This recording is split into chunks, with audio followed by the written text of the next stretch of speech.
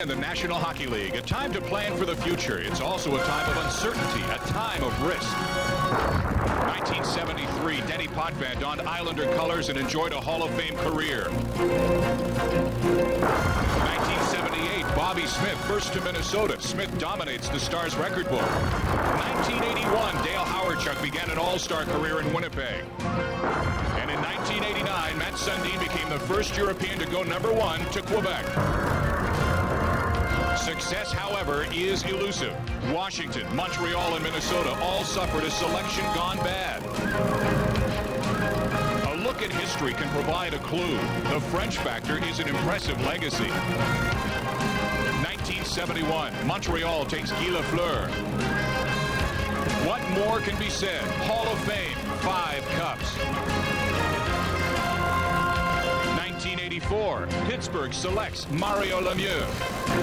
2 championships later, he is the game's premier player. 1980, Denny Savard goes to Chicago rather than Montreal. An all-star career crowned in 1993. And in 1987, Pierre Turgeon drafted first overall. His all-star career is in full blossom. And now it's 1993, the next in the generation of French-Canadian stars. Alexandre Daigle, 137 points with Victoriaville this season. He has all the skills and the flair of a superstar. Alexandre Daigle, will he be #1? Is he the franchise player that the Ottawa Senators are after? We will find out soon enough.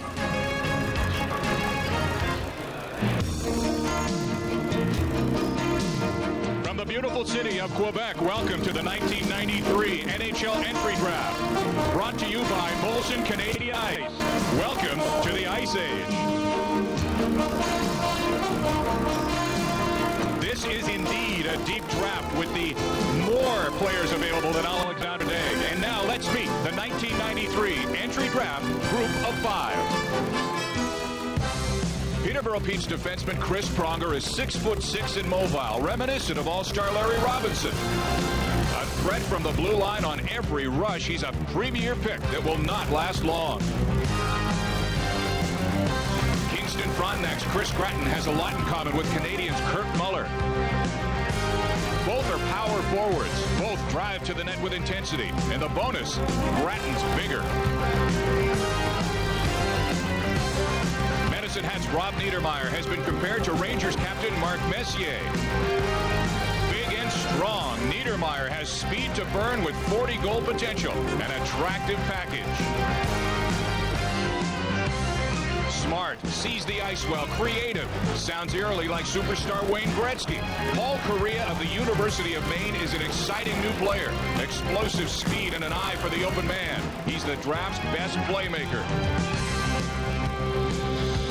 At 6'5", there's only one guy Victor Kozlov can be compared to, Mario. Kozlov has soft hands, great puck control, and the willingness to take a pounding.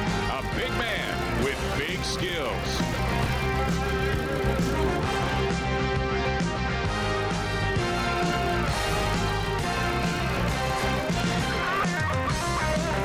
The selections become closer. Who will go first? Will it be Chris Pronger after Alexandre Daigle?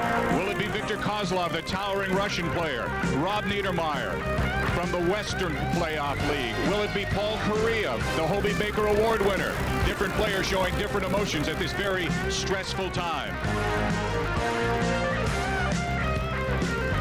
Good afternoon, everyone. Welcome to Le Colisée in Quebec City. I'm Jim Van Horn. The heat is on in more ways than one. It was 1 year ago at Entry Draft 92 that the Ottawa Senators lost the coin flip with the Tampa Bay Lightning. They were forced to pick second. That may have turned into a blessing in disguise because today the Senators will be selecting one. The consensus is that they will go with the best player in North America this season, Alexandre Daigle. Who are the top 5 after that? It's anybody's guess. Whatever unfolds during the course of Entry Draft 93, it's going to be a very interesting afternoon. You can trust me on that one. And to guide you through the maze that we refer to as Entry Draft 93, this is John Wells and Bob McKenzie. Gentlemen.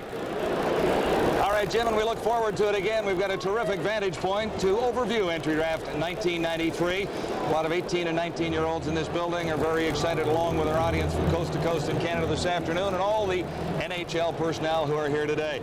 We will be very, very shocked if Alexander Daig is not selected as the #1 pick, Bob McKenzie, by the Ottawa Senators here today. Well, no question about that. Ottawa General Manager Randy Sexton all week long says we're not trading the pick. I'm not bluffing. Believe me, read my lips. Alexander Daig is not going to, we're not going to trade the first pick. So unless he's got a wrinkle in there that we're not aware of, Alexander Daig will be the first pick today. Now, beneath Daig is an interesting cast of characters, a very, very deep draft, as everyone has talked about. There are a lot of blue-chip prospects available right after Daig is taken by Ottawa. Well, I'm not real comfortable with this top 6. There is a top 6 in this draft, and everybody knows who that top 6 is. We saw them off the top of the show. Here's how things could go today. Alexander Daig, #1. I believe Chris Pronger, the next best player, next best prospect to Daig, will be #2. Now, will San Jose, who holds the pick him? We're not sure. Right now, San Jose is on the floor, taking offers from the Hartford Whalers and others. Chris Gratton is a good bet if Pronger goes #2 to go #3 to Tampa. Paul Kariya to Anaheim, Rob Niedermeyer to Florida, and Victor Kozlov to Hartford. Now, I should point out, Anaheim and Florida are going to have a coin toss to determine the order of selection, and so we don't know who will be picking 4th or 5th there. Well, the first focus of the attention this afternoon will be at the Ottawa table. Let's bring in Paul Romanek, who's down there right now. Paul? With Randy Sexton, I'll ask you point blank, are you going to draft Daig? We are. Absolutely, positively. Absolutely, positively. We're going to sign him and put him in an Ottawa Senators lineup, Paul. Tell me about the deal. How have the negotiations been going? I hear it's going to be a very intricate deal, similar to the one Eric Lindros signed. Well, when you sign a player of Daigle's caliber, obviously you have to pay big dollars, but we feel that we've got it structured right to protect the best interests of our club, to give ourselves the ability to market Alexander as a star, and to give him the financial security he needs for himself and his family. No offers at all from Quebec? None whatsoever. I had a number of conversations with both Marcel and Pierre Pagé, and it didn't get beyond, would you guys consider talking, and the answer was always no. All right, it is very, very hot in here, but here at the Ottawa table, it's like an oasis. They're calm, cool, and collected. Gentlemen? Marcel Aubut was saying something a little bit different. There was a suggestion that they had tried to make a deal with Ottawa for the #1 pick. Marcel Aubut said they were trying to make a deal for the pick. Randy Sexton has maintained all along they never ever once mentioned a player's name. They just kept on saying, are you interested?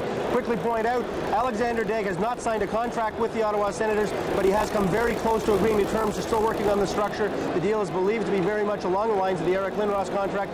Could be worth $10 million over 5 years or $12 million over 6 years, perhaps even a little bit more than that, and would include marketing rights. Well, the deal is not done, but apparently very, very close. Let's go down to Jim Van Hoor.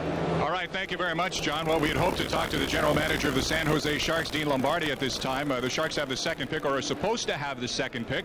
Mr. Lombardi's been a very busy man this morning. He's been spending an awful lot of time with Brian Burke of the Hartford Whalers. He just spent a couple of minutes with Pierre Pagé, and he is now deep in conversation with his mentors of the San Jose Sharks. So he obviously is not available. A lot of business being taken care of here on the floor by the San Jose Sharks. But man who has also been busy is standing by with Gary Green right now. Gary?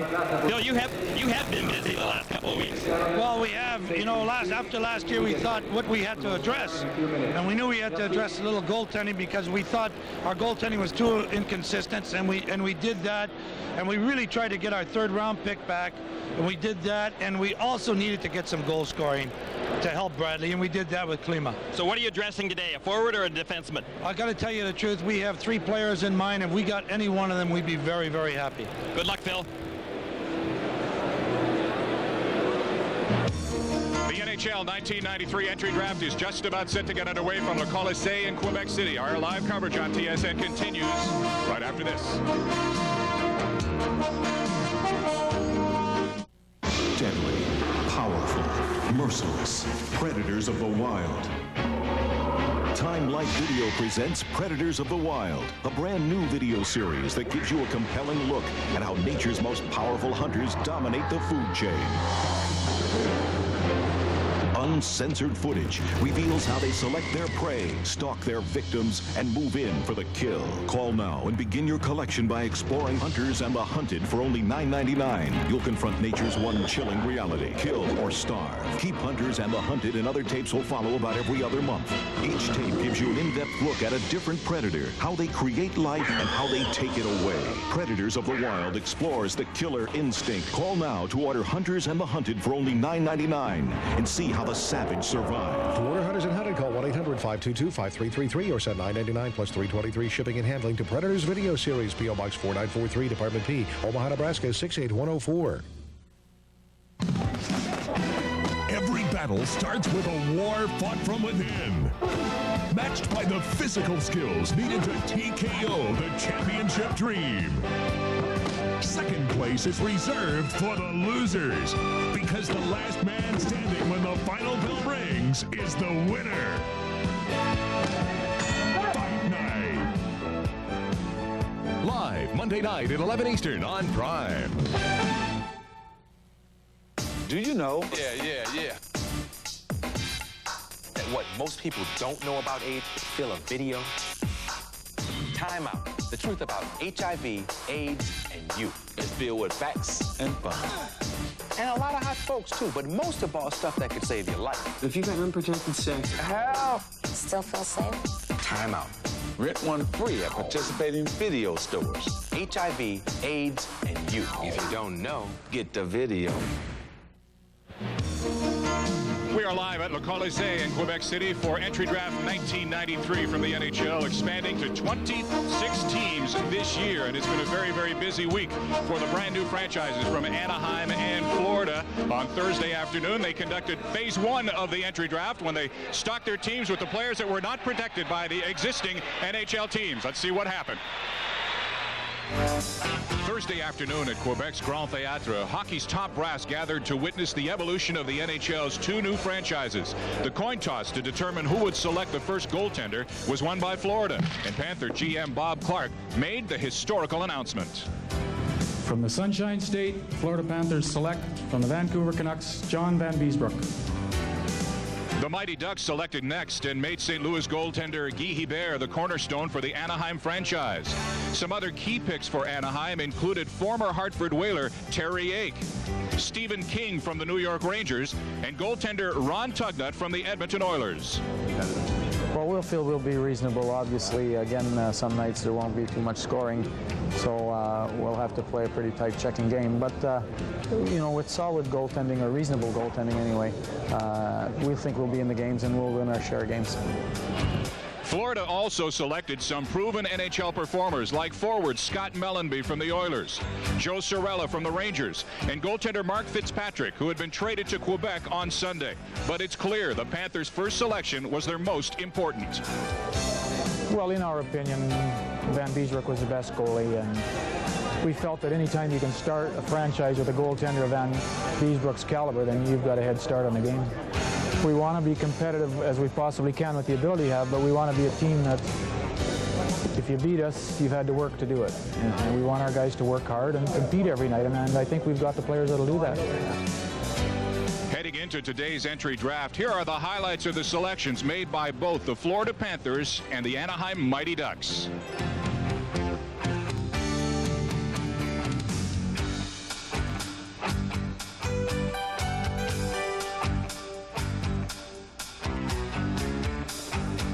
Both teams obviously very strong in goal, but it is in the skating positions where they lack the talent. That is something they hope to remedy, at least with one player today. And standing by now with Gary Green is Panthers general manager Bob Clarke. Bob, it's got to be pretty exciting to build a team right from scratch. It's really exciting, Gary. The enthusiasm in South Florida has been outstanding. The players we got in expansion, we talked to them all, and they're all really excited to come down, and now we got to get a good player here. What are you going to be looking for in your selection? We believe our selection will be a center iceman, a young center iceman, probably not able to play next year, but a good player for the future. Thoughts of trading your draft pick as far as going up or down? Well, I think if we pick 5th, we'll get some interest in trading it. We wouldn't move back too far, though. Well, I'll tell you what, it is going to be exciting in South Florida, and I'll tell you what, he's got his jacket off, so that must mean you're ready for the climate in the South, Bob. Let's go to Paul. All right, Pierre, heading into this now, yesterday in the expansion draft, I guess you kind of get some building blocks, but is this where you really lay the foundation for a successful franchise here at this level? No question. This is where you can get some quality players. This is where the original Ducks will be chosen, and I think it's a very exciting day for our franchise. I keep hearing Paul Currier's name associated with your team if you're picking fourth. What do you think? Well, we don't know who's going to be available. I can tell you one thing, he's a great little hockey player. How much does marketability have to do with your thought process in this draft? I mean, you're going to be a team, to be honest, that's going to struggle the first few years. Do you want to draft guys that are going to be exciting to watch? Is that a priority? Well, I think the best market value in a player is still winning. So if you build a good winning hockey club, we'll market anything we want. You've been to a lot of these drafts. Is this one of the deepest you've ever seen? A lot of people are comparing it to 1979. Yes, it is a very deep draft, and it's good at the top, but it's also good for a long while. So a lot of teams are going to get 2 and 3 good players out of this draft. Well, congratulations and good luck. Thank you very much, Paul. Let's go back to Jim Van Horn. Thank you, Paul. A coin toss later on this morning is going to determine whether Anaheim or Florida will have the right to pick 4th or 5th. That will be conducted when the first round gets underway. As Pierre Gauthier mentioned, it is a very deep draft. They're going to get some good players. Now let's go back to John Wells and Bob McKenzie. Coin toss is going to be rather interesting as they do flip for 4th and 5th place, because it will have implications for next year as well. Big ramifications on next year. That coin toss we're talking about, whoever gets the 4th pick today will have the 2nd pick next year, and whoever gets the 5th pick today will have the 1st pick next year. And the team that wins the coin toss after the 3rd pick today will be able to make the decision as to which option they want to take. So you can pick 1st this year out of the 2 expansion teams, or pick 1st next year. Take your pick.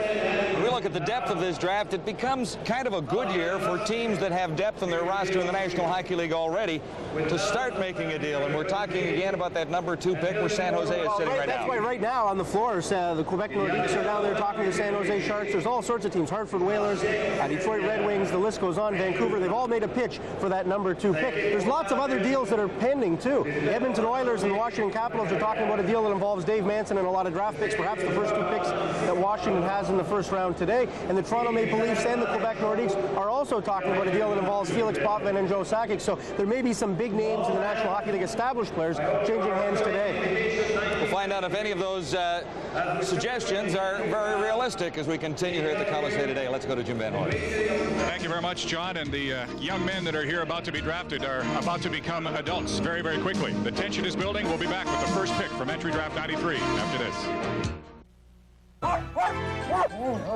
Who'd want to leave a house cooled by Carrier? You'll stay cool and comfy. And you can cut your cooling bills by 40% with an energy-efficient Carrier air conditioning system. Call Carrier. We're the inside guys. Hey, who put that poodle in? For the Carrier dealer nearest you, call 1-800-472-2458. Your Carrier dealer makes it better inside. Hey, baseball fans, how would you like to win a tough trip for 2 to see the Pirates play the Braves in Atlanta? Courtesy of Quaker State and KBL. The Quaker State Pirates away game weekend includes 2 tickets to the Pirates versus the Braves games on July 17th and 18th. Round-trip airfare and accommodations. No purchase necessary to enter. Just stop in and pick up your official entry form at participating Frank's Auto Supply and Auto Supermarket stores. Enter as often as you like. Some restrictions may apply. From Quaker State, it's one tough motor oil. Coming to TNT. One day, you can stand on top of the victory stand. Our country's top Olympic athletes. And one day, you can watch your flag rise above all others. Go head to head. And one day, you can say, on this day, I am a champion. The pursuit of Olympic gold begins at the U.S. Olympic Festival, July 24th on TNT.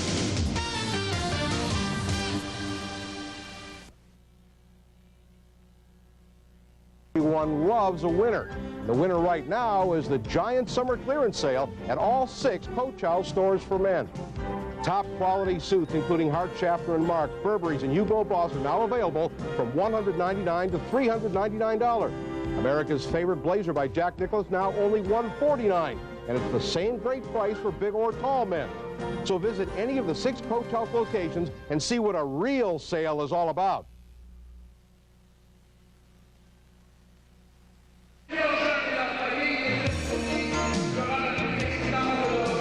Welcome back as we continue live from Entry Draft 93 at the Colisee in Quebec City. Marcel Aubout Quebec Nordiques is on the podium now, and there you see the floor and the tables. That will be a hive of activity here today. Lots of talk about the possibility of teams making some kind of a deal. And do you really think that we could have an eventful draft here today? I really believe we could. As usual, the talk always outnumbers the actual number of deals that are accomplished, but there's been a lot of really serious conversation, and Washington Capitals are seriously considering picking up Dave Manson from the Edmonton Oilers in exchange for Washington's 2 first-round picks that they own. That's a possibility.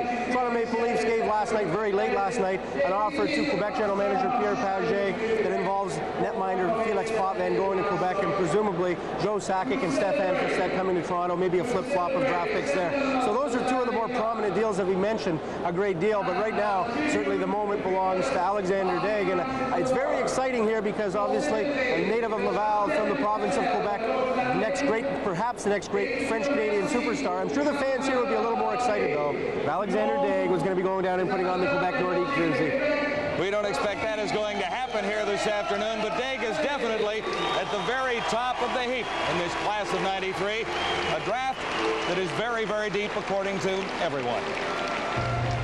I play hockey because I like it, and I always do that. I don't know what I will do after. I don't know what maybe if I don't play hockey, I don't know what to do. It's like my life. I think it's a great game to play. You got the competitive edge. I think it's one of the better games to play because you can get physical and rough, and yet you can still be finesse and work the puck around. And it's a team game where all 20 players have to be at their best for your team to win, and I think winning is definitely the funnest part of it too. Hockey's a big part of my life, but it's not really the only part. There's other parts too, like schooling and stuff like that. But you know, I think we're coming to a point in our lives where hockey's going to become, hopefully, a big part in our lives. I think it's a great league. It's with expansion and everything. I think it's a growing league, and it's really starting to come together. Any team, judging by the playoffs so far, I think any team right now can win the playoffs, and a lot of teams have a lot of depth, and just all comes down to the toss of the coin on who can win at any time. I think it's getting a lot more popular now. Like, it's getting up there with the NBA and NFL. A lot more people start to appreciate it more, and I think it's a lot better. Well, it's fun. We are so close of our own goal that we make all this year. We want to play in the NHL and just be drafted, and we are so close. It's so fun. Yeah. So I think getting drafted is one step of the puzzle, I guess. After a good training camp, and I think if you did get lucky and you made the NHL, I think it'd be a heck of a way to live. It'd be nice to, you know, be able to do something that you enjoy. Yeah, exactly. Play a couple of years, 10 years, whatever, and then hopefully be, financially secure for next year. That'd be a nice feeling. It'd be great. And I think the NHL right now is at a time where it's just starting to boom, I guess you could say. It's just starting to, like Rob said, it's just starting to pick up. Yeah, we're just kind of coming in at the right time. Yeah, it's a big chance. Yeah. NHL stars of tomorrow look a little young in their blue jeans and T-shirts. They look slightly more mature when they're all dressed up here in live pictures this afternoon, but these are young men. Well, it makes you realize how young they really are. 18 years old, you think of the NBA draft or the NFL draft, and certainly the players they're taking are 20, 21 years old. They've been through 3 or 4 years of college. These guys, with Paul Correa, just been 1 year of college. Alexander Daig, 2 years of major junior hockey. 4 years ago was playing Bantam hockey. Now here he is, ready to be #1 pick in the NHL entry draft. The prospects have been in suits and ties all weekend in Quebec City. A lot of other people have enjoyed the sunshine, but these guys will be very, very happy when this is all over today to get the blue jeans and the T-shirts back on, sit back and relax away from the pressure that they're going to go through here this afternoon. No question about that. And every year there's a good bunch of kids that are available for the draft in terms of you get to know them a little bit and everything else. But I can't remember a year where there's so many just really good guys, really down-to-earth guys that are going to be soon making $1 million. And they are very down-to-earth and a good bunch of guys. Lots of talk about this draft being compared to 1979, which was one of the very best drafts in National Hockey League history. A draft that's produced Mike Gartner and Ray Bourque, just to name a couple. Right now, Commissioner Gary Bettman is ready to address the crowd here today and introduce the #1 pick. Mesdames et messieurs, bienvenue au repêchage d'entrée de la Ligue nationale de hockey.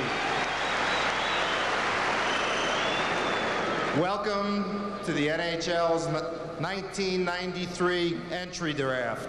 On behalf of the NHL family, I want to thank Marcel Aubu, the Quebec Nordiques organization, and all of our fans and friends in the city of Quebec for a spectacular days of meetings and for this terrific entry draft.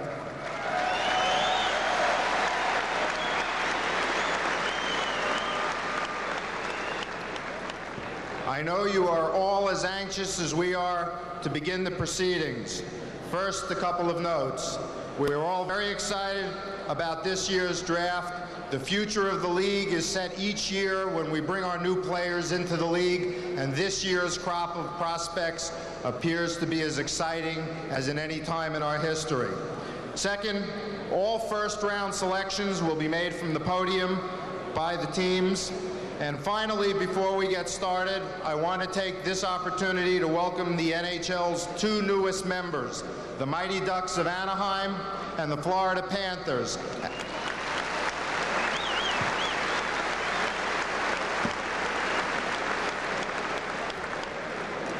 I would like Tony Tavares of the Mighty Ducks of Anaheim and Bill Torrey of the Florida Panthers to join me in front of the podium for a coin flip, which will determine ultimately which team will pick 4 and which team will be picking 5. The winner of the pick or of the toss will have the option after the 3rd pick as to whether or not to pick 4th or 5th.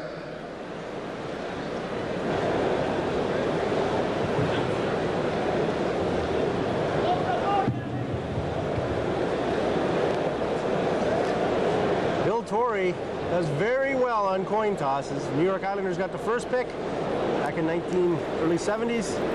Got it in the expansion draft, and we'll see right now. We're expecting an announcement. Here it is.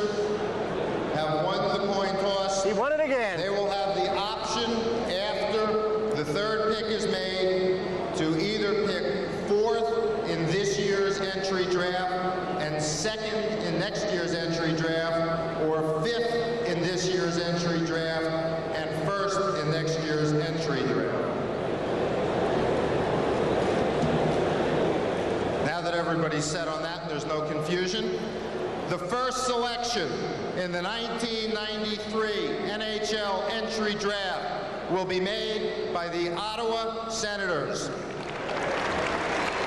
Ottawa Senators joined the league last year at a cost of $50 million. I don't think they got their money's worth last year, but they'll get a little bit closer to getting it as they pick the #1 player in National Hockey League entry draft here this afternoon. Everybody expects, of course, it will be Alexander Daigle. We've already heard that from the new general manager, the Ottawa Senators, Randy Sexton.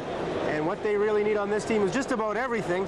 But no question about it, last year they had a tough time scoring goals. They were not a very dynamic team, and that is one dynamic young man sitting there. This is a great year to be looking for a franchise player, is it not? Certainly is.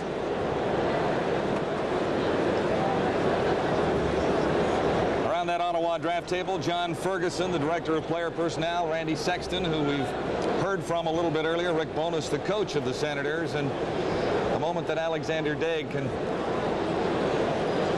almost believe is going to be a reality here.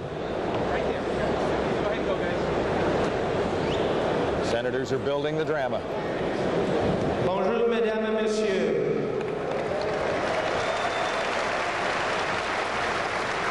C'est un très grand honneur pour les sénateurs d'être ici aujourd'hui. Et à tous les partisans de cette belle ville, merci beaucoup pour votre hospitalité. Thanks to Quebec fans for the hospitality here and does it in their first language, and that draws an appreciative applause from the crowd. Ladies and gentlemen, welcome. The Ottawa Senators are very honored to be here today, and to all of the great hockey fans of this great city, thank you very much for your warm hospitality.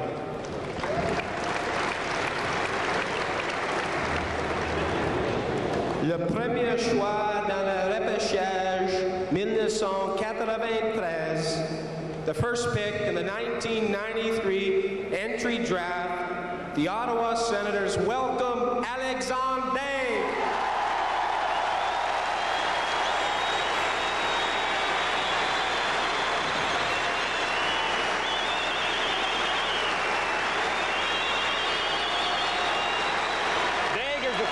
this #1 draft pick, the best player available. The Ottawa Senators really couldn't do anything but select him. No question about that. Look at Alexander Diggs' numbers. A gifted offensive hockey player. If you ask me what kind of player is Alexander Diggs, we say part Pat LaFontaine. He's got great breakaway speed, a fifth gear that's going to make him one of the great fastest skaters in the league. He's got a lot of Joe Sakic in his ability to be able to see the ice and make great plays. He's a better playmaker than he is a goal scorer, but he's also got the fire in his eyes like Rocket Richard around that net. And here's Paul Romack with Alexander Diggs. I know how much that you've been helped to develop on the ice, but how much has your family helped you develop off the ice? I know you're very grateful to them. I saw you up there celebrating. Yeah. Well, they help me a lot because they come to every game, every practice, so it's just fun. But maybe my mother don't come as awful as I can, but it's a great thing, and I really appreciate that. Is this that much more special for you to go #1 overall when the draft is being held here in Quebec City? Yeah, it's a great thing because all my family are there and all my relationships, so it's just a great thing, and we'll celebrate after. Congratulations. It's a pleasure. Signs of greatness are already there in Alexander Diggs. Playmaking skills, breakaway speed, a very creative player. And he makes his way now to the front of the Colisée to put on the sweater of the Ottawa Senators. We should point out, anytime you get a first pick in the draft, you have to try and put it in context. And the context I would do with Alexander Diggs is this. He's not the next Wayne Gretzky. He's not the next Mario Lemieux.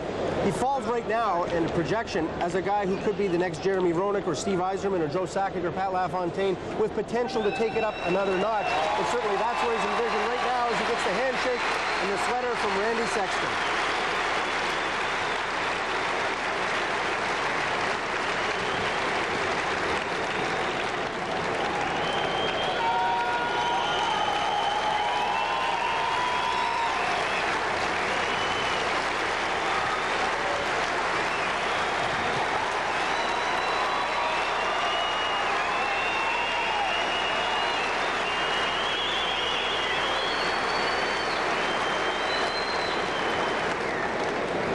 The Ottawa table, they're counting on this young man to fill that palladium one of these days. He is guaranteed to be an impact player in the National Hockey League, and I guess, Bob, the question is, how long will it take him to blossom in Ottawa? Well, I don't think there's any question he's going to need some time, but he'll definitely play on the team next year, and there's no question he will contribute. You talk about the palladium, he's got to get it built first before he can put the people's seats in there. Let's bring in Jim Van Horn. John, I know that you've maintained all along that Alexander Diggs was the guy for you. Was there any suggestion at all that you would trade this pick? Absolutely not. I've sweated that out since 6 months, and you know, after watching him, he's got too much charisma. He's a player. He's got marketability. He's got style. And the fact is, I think he's the next French-Canadian superstar, and there's never been any question in my mind. And we look for him to build a new palladium for us, and certainly the sky boxes. He's just got too much marketability. Congratulations. Thank you. I'm totally delighted. The #1 pick overall, Alexander Diggs. We move to the second choice now. The San Jose Sharks have the opportunity to make the second selection here. This is what Bob McKenzie was referring to as the pivotal pick in this year's draft. The Sharks are looking for scoring help. They could use some offensive forwards and defensemen. They could use a lot of help. There's no question they can use some help up front. But the question is, do they take the best player available? The best player available at this point, if you go to a consensus of NHL scouts, is Peterborough defenseman Chris Pronger. But a lot of people think the Sharks might pass on that to take a forward in this situation because they're stocked with great young defensemen. They don't have any help for Pat Falloon up front. Right now, there's been an awful lot of offers for the San Jose Sharks pick. It's going to be interesting to see exactly where they're going to go. We look at some of the past first-round picks. Big Mike Brathwaite last year, and he's obviously the cornerstone of that franchise's defense for years to come. Sandis Olszynich, 1991, is also a key member of the blue line, and they've got a couple of other good players, Michael Sikora and Michael Ragnarsson, a Czech and a Swede, really give them a good young defense that they think they can build with. That's why they may take a pass on Pronger, but I'm betting right now, when all is said and done, Chris Pronger is going to be the second pick, whether it's San Jose picking or whether Hartford or the New York Rangers or Quebec Nordiques or somebody else jumps up ahead. After a respectable opening season in the National Hockey League, the Sharks really did have a horrific second year, and they've made some changes, including a new coach in Kevin Constantine. So there are some changes being made in San Jose, and we are ready now for their choice. Has assigned their first-round selection, #2 overall in this year's entry draft, to Hartford in exchange for Hartford's first-round selection, #6 overall. Hartford's choice. It's going to be Chris Pronger. You can almost count on that at this point. Chris Pronger or Paul Correa, an outside chance for Paul Correa, the University of Maine sensation. But what I can tell you now is at number 6, the San Jose Sharks are expected to take Viktor Kozlov, the enigmatic Russian. They really like Kozlov. They wanted to take him. There was some thought they'd take him at number 2. Brian Burke has made a deal, and they said they just swapped picks. There's obviously something else involved in that. Brian Burke desperately wants to get a franchise-type defenseman. Chris Pronger, the next best prospect in this draft to Alexander Daig, and you've got to believe that's who Brian Burke of the Hartford Whalers is going to take. Hartford Whalers are very pleased to announce as their first selection in the 1993 entry draft from Peterborough, Chris Pronger.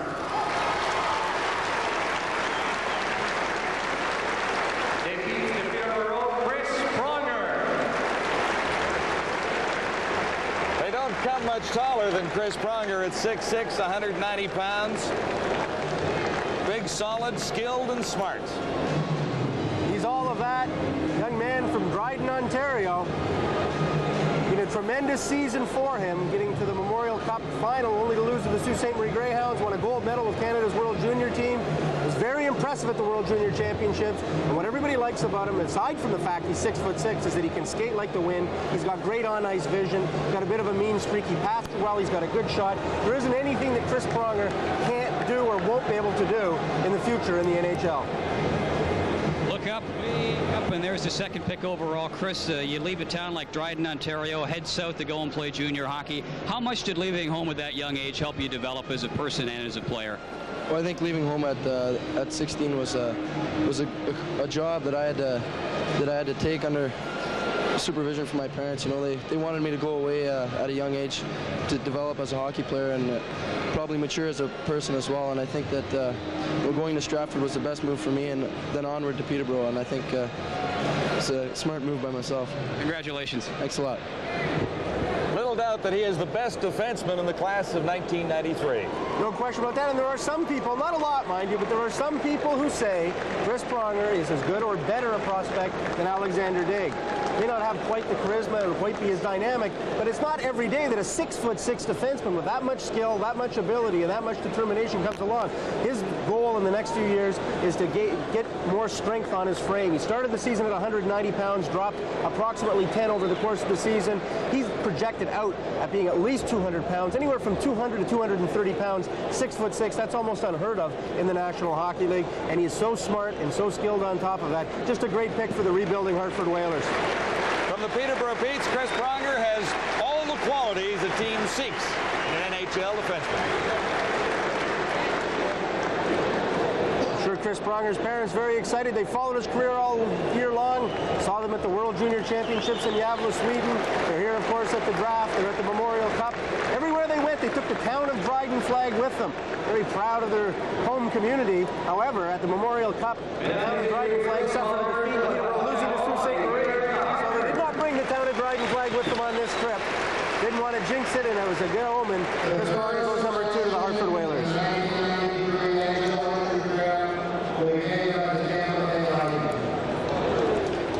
Busy man this morning. What did it take to get the kid you wanted? Well, we've got a pretty high draft pick ourselves. San Jose is going to exercise that pick, and depending on, they also get 2 additional picks and some future considerations, and depending on whether or not they get the player they want, there might be additional compensation. But I think it's a deal that makes sense for us. We've got to improve our back line. I think this guy is one of the best defensemen I've seen in several years, and I'm very pleased. You expect him to step right in?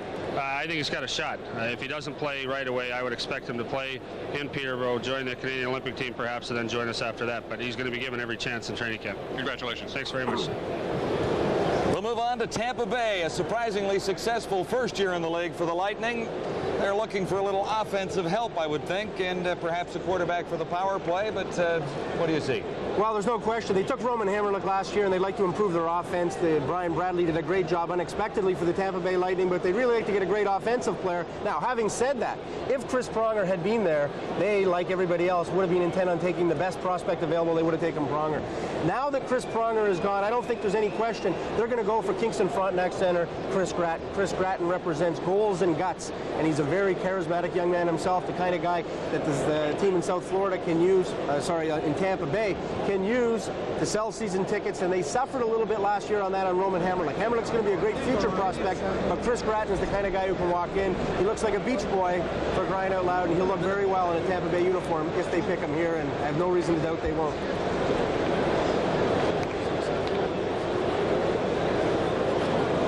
Ready for the announcement now. Phil Esposito at center stage. Not bad. The Tampa Bay Lightning select Chris Gratton from the Kingston Frontenac. They contact the Kingston, Chris Gratton.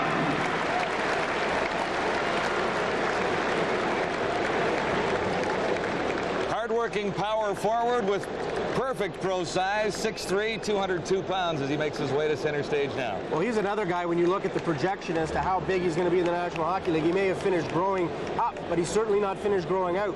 202 pounds. They did physical testing on him, the San Jose Sharks did 211 sit-ups. Of all the top prospects the San Jose Sharks tested, he graded out #1 in that area, but certainly you don't measure a hockey player in terms of the number of sit-ups he can do, but he's a great conditioned athlete, and he's got great determination, great character, a true leader.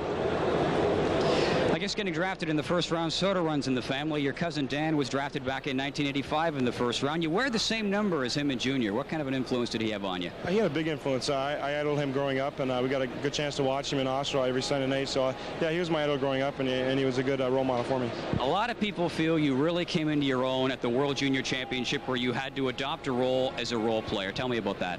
I think the role that I learned there was just, sometimes you're not always going to be a star player and a frontline player. So I think the role there really helped me mature as a player, and hopefully I can carry that into the National Hockey League someday. Well, way to go and good luck. Thanks very much. Appreciate it. Chris Gratton was the OHL Rookie of the Year in 1992. Displayed great character and led Kingston to the OHL playoffs. Does play an awful lot like Kirk Muller. He's got the same work ethic, same determination, but he's, again, a lot bigger than Kirk Muller is right now. And that bodes very well for the Tampa Bay Lightning. Doesn't score a lot of pretty goals. A lot of the goals he scores from in close, jamming around the net and being very physical. Just a great character player. Over 100 points on the season, including 55 goals. The Kingston Frontenacs, Chris Gratton. Looks like he'd fit pretty well in Tampa Bay. He's got the blonde hair. Looks like he could be going to St. Pete's Beach there and strolling up and down the beach. Looks a bit like a beach boy.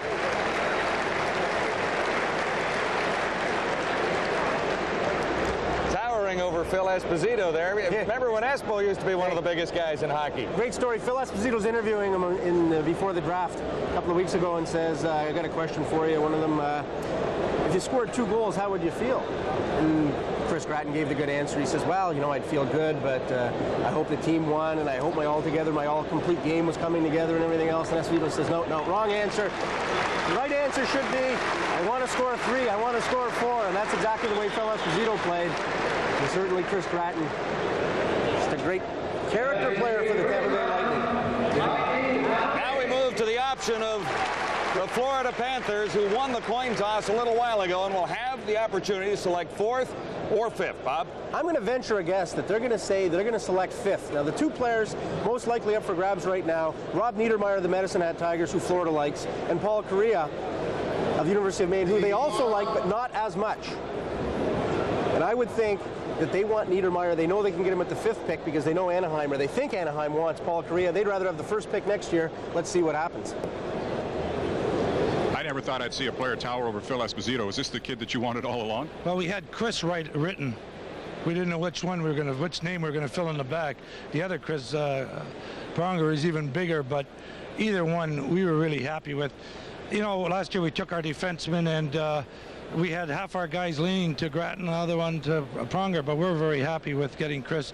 He is Terry Chris type of player, and I think he's going to be a player for us for a long, long time, and that's what we're looking for. Congratulations. Thank you very much. Phil Esposito of the Tampa Bay Lightning. John?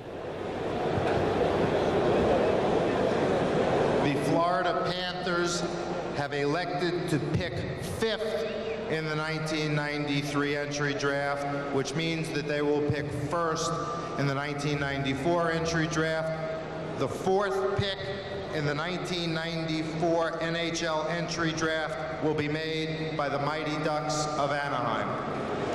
Gotta believe it's going to be Paul Kariya of the University of Maine. Just a gifted, dynamic, offensive hockey player. Plays a Wayne Gretzky style. You see those Mighty Duck hats at the table. Chairman Michael Eisner right in the middle of the group. Never goes anywhere without his hat. And right now the choice belongs to the Anaheim Mighty Ducks. And there's Paul Kariya, the Vancouver, British Columbia area. Former scoring star in the British Columbia Junior Hockey League, and just a gift. Oh, he's got great vision. Not very big. A lot of people wonder about the size, and to take a player this high that's 5'10", 5'11", 175 pounds, but he's got great speed, great skill, and he's just so great with the puck. Just a tremendous offensive hockey player. I guess some question about a player of Kariya's size being able to actually carry a team, to be the franchise player, and when you're going to Anaheim at this stage of things, he is going to be thought of in that way. It never bothered Wayne Gretzky, so I don't imagine it would bother Paul Kariya. And he's got, not that he's the next Wayne Gretzky, but he's got that kind of capability. That's who they compare him to when looking over the list of draft picks. So Anaheim and the Mighty Ducks getting ready to make their first draft in the entry draft after choosing in the expansion draft here in Quebec City on Thursday. That's assistant GM Pierre Gauthier with Gary Bettman. General manager Jack Ferreira is at the table, but he's not feeling well. Bonjour tout le monde. Easy for Pierre. He knows this crowd. Former chief scout of the Quebec Nordiques going over to join the Ducks of Anaheim. Ça fait plaisir d'être de retour dans la merveilleuse ville de Québec.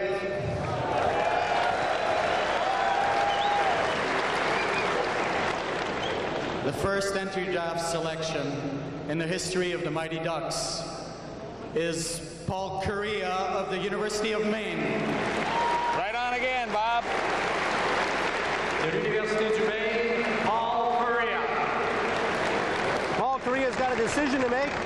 Will he play for the Canadian Olympic team next year, or will he automatically go into the lineup of the Mighty Ducks? He's a very mature young man, and one of the things that he does is he makes good decisions about his future, and what he wants to decide is what's best for Paul Kariya's long-term career in the National Hockey League. Hobey Baker winner, the top college player in U.S. hockey. It's almost unheard of for a freshman to do that, and a very key element in Canada's World Junior Championship gold medal victory at Gävle, Sweden this year. I know your dad, Paul, was an elite athlete as well, a pretty good rugby player. I gather he didn't teach you a lot about hockey, but what did he teach you about being a very good athlete? Well, I think the main thing that he taught me was about being humble and respecting all the people around me, my players, my coaches, and just taught me to be a good person. I really appreciate that from him. Now, next year you have as many options as I have cards in my hand here. Do you want to tip your cards at all? Any idea what you might do? No, I really have no idea right now, Paul. I'm going to wait until I return to Maine and talk to my coach, and then when I return to Vancouver, I'll meet with my parents. We'll make a decision then, probably in August. What's bigger, this or the Hobey? The NCAA championships and the World Juniors are the biggest. Congratulations. Thanks, Paul. Boy, this class of '93 is a very well-spoken group, is it not? They certainly are. A very classy kid. There's Michael Eisner, chairman of the Disney Corporation. Never goes anywhere without that hat.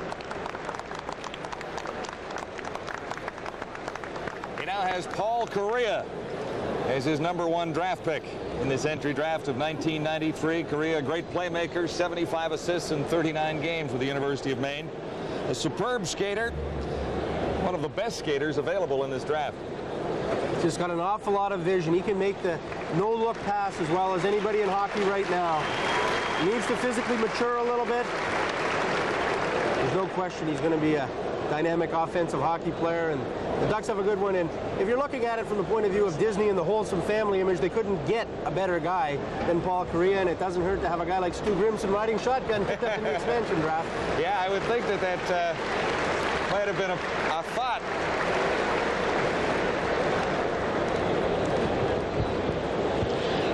With me is Bill Torrey, the president of the Florida Panthers. Bill, I want to shake that hand, and I want to take you to the Florida Lottery as well, because you sure know how to pick them. Well, I've had a little experience, you know, when you keep doing this expansion thing, you get a little practice. How many is that now? Well, this is my, we had 3 tosses in the 72, and we've had 3 this year, and I'm 4 for 2.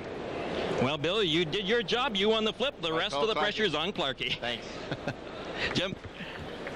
Pierre, You got Paul Correa. Jack Ferrara said after the expansion draft that there's going to be nights when you're going to have trouble putting the puck in the net. If he decides to play for you next season, he's going to help to solve that problem a little. Yeah, no question. He's a great offensive player. Very exciting. I mean, what better guy to sell hockey in California? Was he the guy that you wanted all along? No question about that. We were just crossing our fingers and waiting, and those guys were falling. This is great. Congratulations. Thank you very much.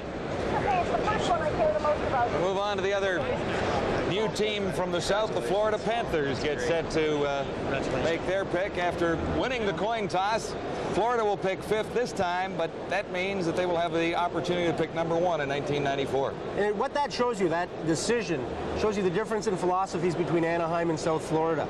The South Florida team, led by Bobby Clark, doesn't particularly want a smaller player like Paul Correa. Now, he wasn't going to turn his nose up at him, but if he's got a choice between a small player or a big player, and the talent level is reasonably equal, he'll always go for the big player, and certainly Anaheim knew that.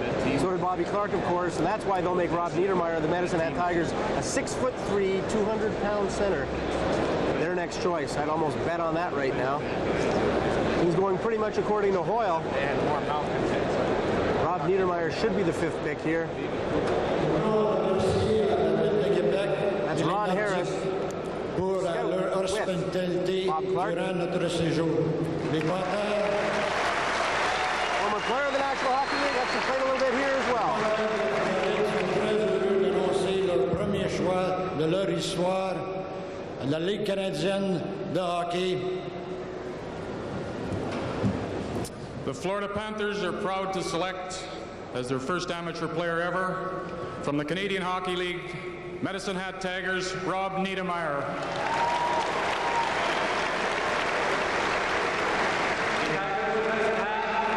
Rob Niedermayer. Proud day for the Niedermayer family, and that gentleman you saw with the glasses congratulating is Dr. Niedermayer, who also is Robbie's dad and also the man who brought Robbie into this world. Delivered his own son. That doesn't often happen. What he delivered back then was a guy who was going to go on to become just a great skater, an outstanding package, physical package. He's got Mike Gartner type speed in a 6'3", 200-pound body, and like the rest of these kids today, he's probably going to put on another 10, 15, or 20 pounds before all is said and done. Super size and terrific speed in Rob Niedermayer, standing by with Paul Romanek. Rob, you hurt your right knee this year. I know it was the first major injury you'd ever suffered in your career. Did that really strengthen you and turn out to be a bit of a blessing in some ways? Yeah, a little bit. I mean, I was kind of on cruise control. I'd never had an injury in my career, and I think when it made me realize that how lucky I was not having an injury. And I mean, I was just lucky to have it rehabilitated, and it's really good now, and it's 100% ready to go. What about being a very good player on a team that underachieved, the Medicine Hat Tigers? What did that do to your development? Well, that was tough. It was hard to take because we were rated so high at the beginning of the season, and we really didn't fill up to those expectations. But I think in the playoffs we really came around and showed how good we were. Well, let the competition with your brother begin. Congratulations. Thanks a lot, Paul. Rob Niedermayer chosen, the younger brother of Scott Niedermayer, Devils defenseman, chosen in the first round, 3rd overall a while back. Rob Niedermayer with the male model good looks. When he played for Canada's World Junior team and they were buying mock Christmas presents for each other, they gave him a Ken doll. Give him the gears with the Beverly Hills 90120 look. He had the 90210 sideburns going earlier this year. Just a tremendous physical package with great speed. Question is, how many goals will he be able to score? He came on towards the tail end of the year. It was a very difficult year for Rob Niedermayer in Medicine Hat. Coach was fired there, Dwayne Sutter.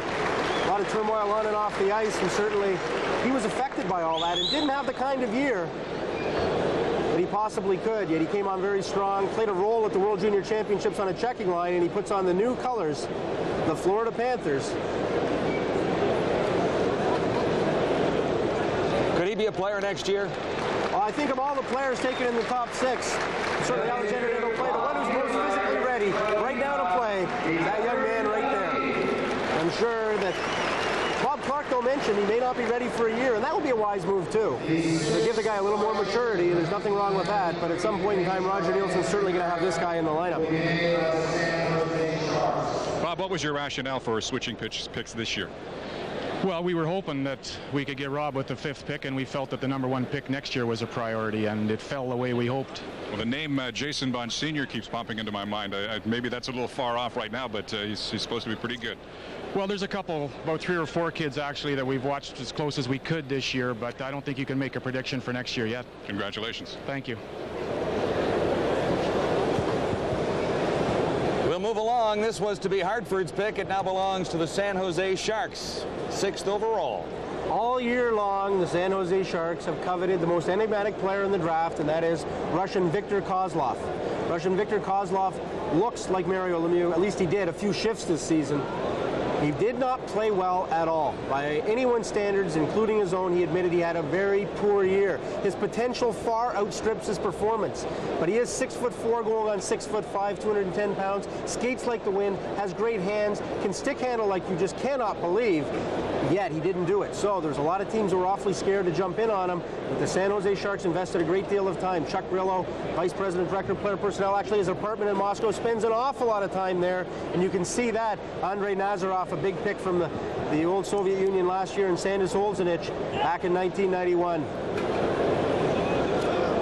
And the Sharks are ready.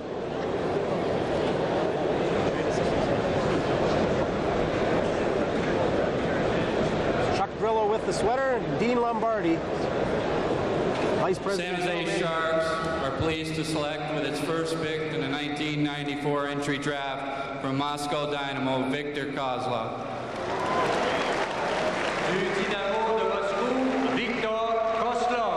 Viktor Kozlov is big, strong, and fast at 6'5", 219 pounds. He has all the credentials to be another Russian rocket, as you were talking about. It was not his best year, Bob, and I suppose it's bounce-back time for Kozlov. Well, he says he was very fatigued, that he spent an awful lot of time and energy preparing himself to play well for Moscow Dynamo. And you have to remember, he's playing in a men's league.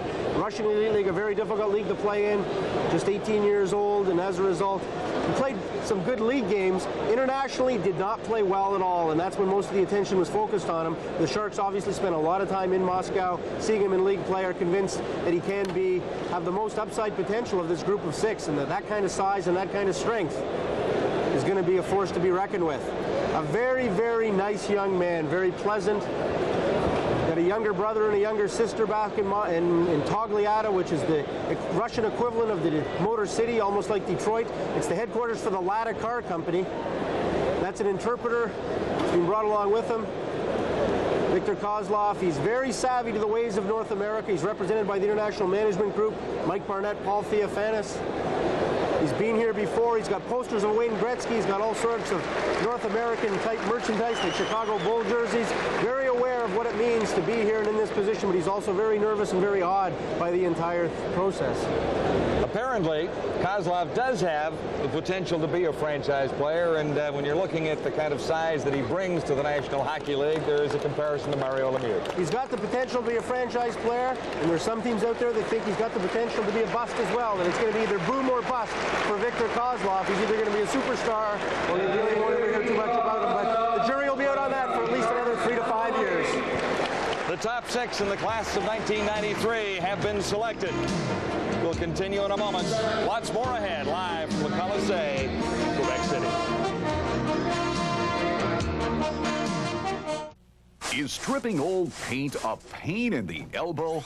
Well, now you can power off old paint, stain, varnish, even rust with Easy Stripper. It literally eats old paint. Forget messy chemicals or changing sheets of sandpaper. Easy Stripper strips window frames and powers paint off siding. It's gentle enough to remove old varnish, yet it chews up thick, scaly rust in seconds. Yes, Easy Stripper powers off old paint and rust on contact. But there's more. Here's the driver. Now you can power in any screw in seconds. Monster screws like this, or tiny screws like this, even screws above your head.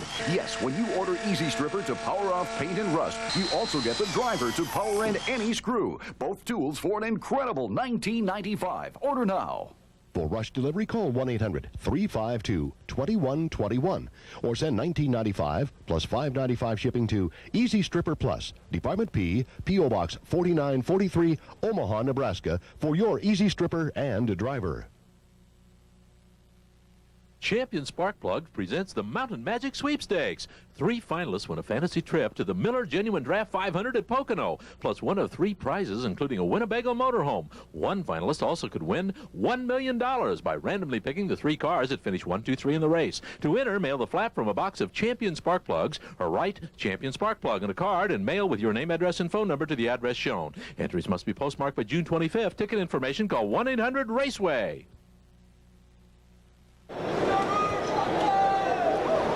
The Edmonton Oilers about to pick next, 7th overall, the highest pick since Paul Coffey in 1980. And the Oilers need an offensive center. They would really like to upgrade their skill level at all positions as well, Bob. Oh, there's no question about that. And one of the worst kept secrets this week is that they're most interested in Oshawa General Center Jason Arnott. He would fit the bill as a big, potentially good offensive center. But the Oilers have too many small players. Tyler Wright, Dean McCammon, you look through their lineup, the great Ralph Intronovo, great speed up the middle, and lots of skill, but what they want is some size. Joe Holbig was a big pick last year, but he's a big winger. And as a result, wouldn't be a big surprise at all if it's Jason Arnott. All week long, everybody's been talking about that as Ace Bailey clowns around a little at the table. Oilers' tendency is to Canadian junior players in the first round.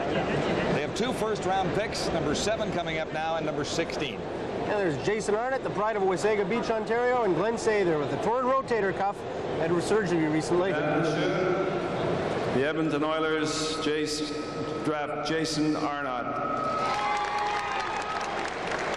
It might have been a difficult decision for the Edmonton Oilers if Victor Kozlov was still around. Barry Fraser, the chief scout of the Edmonton Oilers, really liked Kozlov. Would have liked to take a chance on him if he was there, but he wasn't. So it became academic. The rest of the scouting staff of the Oilers very high on the young man from Wasaga Beach, who in his first year with the Oshawa Generals broke an ankle. Might have been a blessing in disguise. He used that time off, lost half a year, to really build himself up and get some upper body strength. He played very even with Chris Gratton in a number of games this year. He's just got to learn to be more consistent and to use his strength and size to advantage, become more physically intimidating with the puck. Jason Arnott was not among the top choices a year ago, but he has added some weight, and he's with Paul Romanek now. Jason, tell me about how this ankle helped turn your career around. I mean, how can an injury do that? Well, I broke my ankle last year, and I sort of took it as a positive, and I came back the following year, and I just played outstanding, and I wanted to be here really bad. Congratulations. Thanks a lot. 98 points for the Oshawa Generals this year. He is big, strong, and physical. Jason Arnott was Oshawa's first-round pick in the 91 OHL draft. His solid offensive skills and could be a dominant player in the National Hockey League. He belongs to the Edmonton Oilers, chosen 7th overall here in Quebec today. One of the last cuts of the Canadian national junior team that went to Gävle, Sweden. There are some people who think, when all is said and done, there may not be that much to choose between Jason Arnott and Chris Gratton of the Kingston Frontenacs. And Gratton is maybe just a little more developed at an earlier stage than Arnott, who's a little bit more of a late bloomer. A year ago at this time, nobody was even talking about Jason Arnott in these terms. He came on strong from the beginning of this season, scored a lot of goals for the Oshawa Generals. I would hazard a guess he'll be back with the Oshawa Generals, if not the Canadian Olympic team next year and a further season. Jason Arnott was rated 6th overall by Central Scouting, and he is chosen 7th overall by the Edmonton Oilers. Central Scouting list does not include European players. So the Central Scouts seem to be just about on target today, too, as well as yourself, Mr. McKenzie. Well, things we're starting to get into treacherous waters now. It's not going to be easy. The New York Rangers have the 8th pick. And the New York Rangers are looking at a number of possibilities, not the least of which is going to Europe for a player. Nicholas Sundstrom. We'll get into that in just a few minutes. Here's Jim Van Horn. Thanks, Bob. If you want a skill player, you got one, but you got one with tremendous character as well. He's exactly the guy that we're looking for. We had him rated 5th overall, and I think there was some bamboozling going on in the draft. Guys said we were going to flip a pick to get a shot at Kozlov, but in our mind, right from the beginning, this was the guy that we wanted to draft, and we had a meeting with him the other night, and he's a fantastic guy. He's a huge character. He's a tremendous dedication. He's exactly what we need. Congratulations. Thank you. And say they're the Oilers. just to finish that thought on the New York Rangers, they can go to the Swede Nicklas Sundstrom. There's also a big, strong, prototypical pro winger who played in the United States Junior Hockey League, Landon Wilson. I believe it'll be one of those two players, but I'd give the edge to Sundstrom at this point. Christer Rockstrom, the Swedish scout for the New York Rangers, very well respected in the organization. General Manager Neil Smith looking to upgrade his center position. Neil Smith was looking for a second-line center, a little depth on defense. This is the recent Ranger history at the draft. Well, Peter Ferrero picked last year a center. Alexei Kovalev, a gifted winger, was yet to come into his own, but could be a superstar in the National Hockey League. Another new beginning for the New York Rangers as the Mike Keenan regime begins in the Big Apple, and a new direction. Let's see who they choose. Martin Madden do the honors in French. Il me fait plaisir, au nom de l'organisation des Rangers de New York, de féliciter Invitation 93 pour une magnifique semaine et une journée extraordinaire.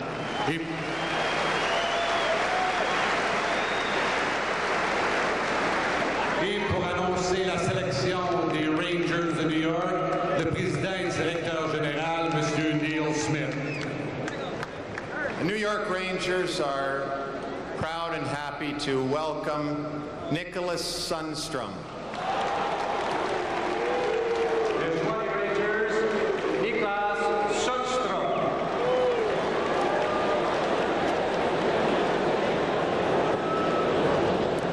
Top ranked among the Swedish graduating class of 1993, Nicklas Sundstrom. A solid center who will play in the National Hockey League. Pretty good size. Everybody talks about Peter Forsberg, and with good reason. Peter Forsberg, an outstanding two-way center for Modo of the Swedish Elite League.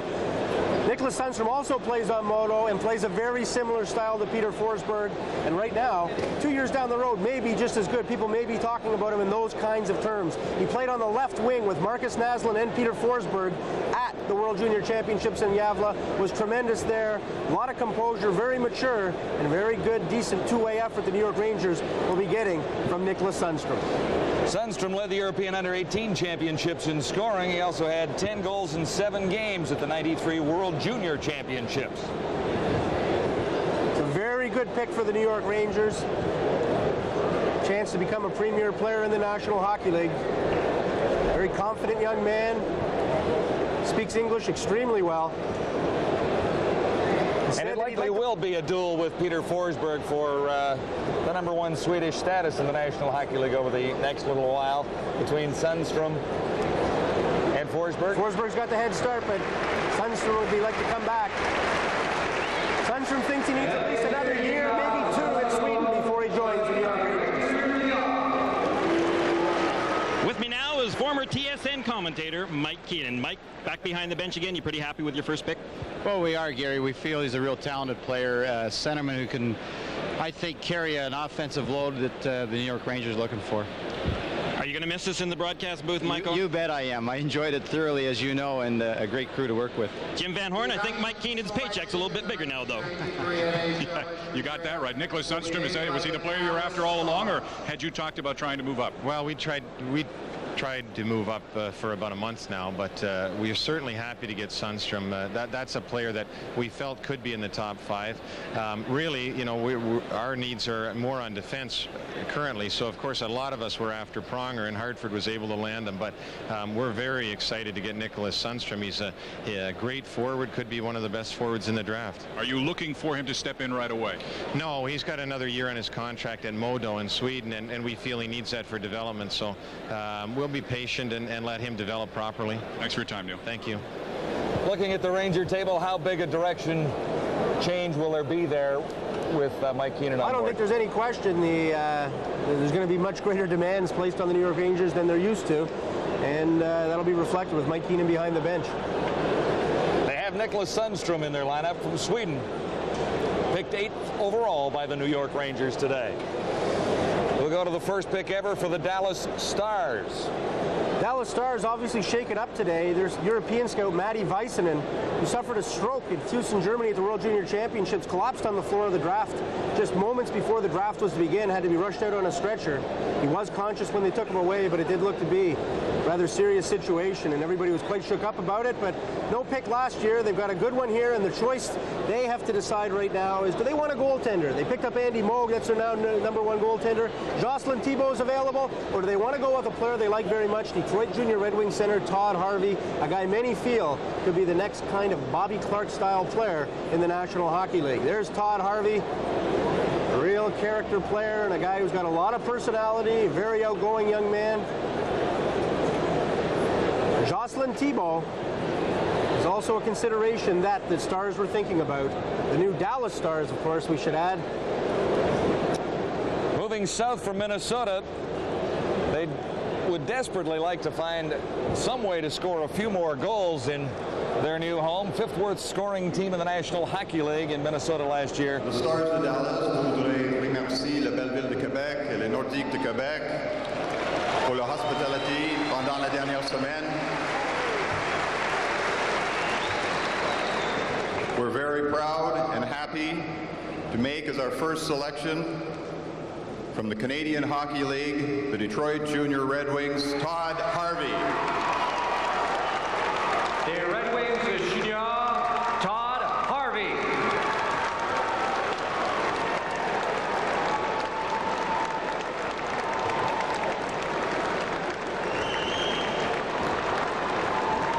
The first pick in the Ontario Hockey League Midget Draft 2 years ago, taken ahead of guys like Chris Pronger and Chris Gratton. And the general manager of the Detroit Junior Red Wings, Jimmy Rutherford, would have it no other way right now if he was doing it all over again. He says this guy brings things to the rink that you can't measure in goals, assists, points, penalty minutes, plus, minus, any kind of statistics. It's a very emotional day for Mrs. Harvey. Todd played Junior B as a 14-year-old. He's a very physical, aggressive guy who goes to the net very hard. Some question marks a little bit about his skating, but the character and the desire, they say, overcomes any of that. Well, when your name was called, I had to take a quick look around. I thought maybe one of the Beatles had been drafted with all the cheering and chanting that was going on. Tell me about the hometown support. Oh, it's great. It's unbelievable. The whole family, the whole town, you know, they've always been behind me, and it's really nice to see them here today. Now, how large is the town you're from, Sheffield, Ontario? I don't think it's very big. Maybe 200 people. I'm not sure. So what, half the town's here? Probably, yeah. Yeah. Congratulations. Thanks a lot. Todd Harvey from the Detroit Junior Red Wings, a born leader, according to many, with strength, size, and aggressiveness. He's a solid face-off center, and some compare him to a Bobby Clark-style player. Well, he's a win-at-all-cost guy. He's very good on face-offs. And when Pat Peake of the Detroit Junior Red Wings went down with a shoulder injury and then a broken ankle, Todd Harvey really came to the fore, and he became one of 4 50-goal scorers on the Detroit Junior Red Wings. And he's got an awful lot of personality. He's got a lot of charisma. He's got those kind of eyes that just light up a room when he walks in. It's an awful lot of fun to be around.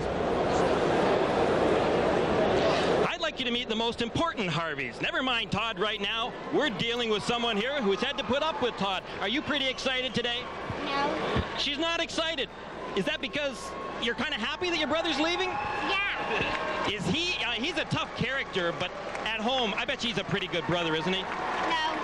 He's not. How about we better go to the older sister then? Maybe your sister Amy thinks he's a pretty good brother. Amy? Okay. He's okay. We've got one, he's okay, and the little sister Laura says, Back to you guys. Tough to please those little sisters, isn't it? That's a nice endorsement, isn't it? Mama's happy, though, and I think she thinks he is a #1 son without question about that. Todd Harvey from the Detroit Junior Red Wings, chosen by the Dallas Stars, 9th overall. Entry Draft 93 continues live from the Coliseum in Quebec City.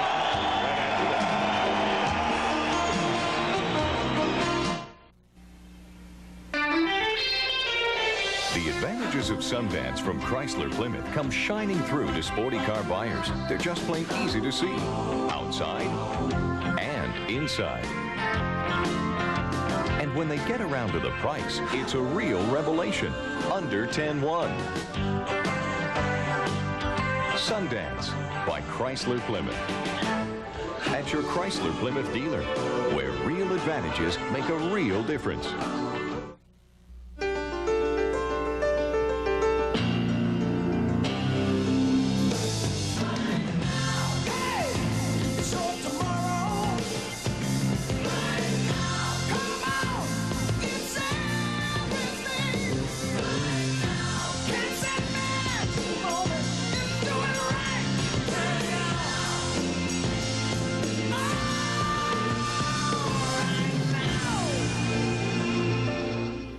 big phone companies are trying to pull the wool over lawmakers' eyes, saying they need expensive new gadgets that they want you and me to pay for, while they pig out on the profits. The phone company already has a tough time providing affordable service to many of its rural customers, like Bill, whose phone is in his barn because the phone company wants $2,000 more to run the line to his house. That's bull. Telephone technology should benefit everyone. Call now and get the phone company to act more like a phone company and less like, well, you get the picture.